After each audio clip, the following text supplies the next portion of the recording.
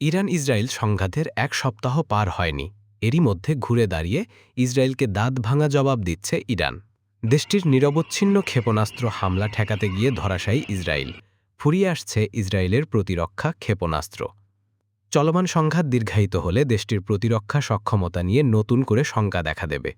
বুধবার Wall Street জার্নালে প্রকাশিত প্রতিবেদনের বরাত দিয়ে এ তথ্য জানিয়েছে আল জাজিরা ও রয়টার্স।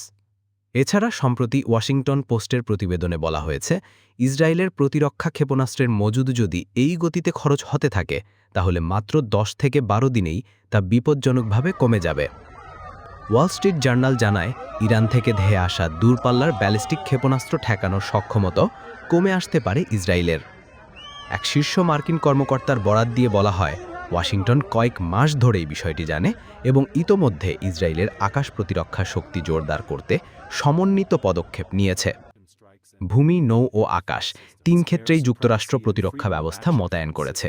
তবে যুক্তরাষ্ট্রের নিজস্ব ক্ষেপণাস্ত্র প্রতিরোধ সরবরাহ চাপে পড়ছে। Centre for strategic and international studies এর ক্ষেপণাস্ত্র প্রতিরক্ষা প্রকল্পের পরিচালক টম কারাকো বলেন, যুক্তরাষ্ট্র বা ইসরায়েল কেউই সারাদিন বসে ক্ষেপণাস্ত্র প্রতিহত করতে পারে না।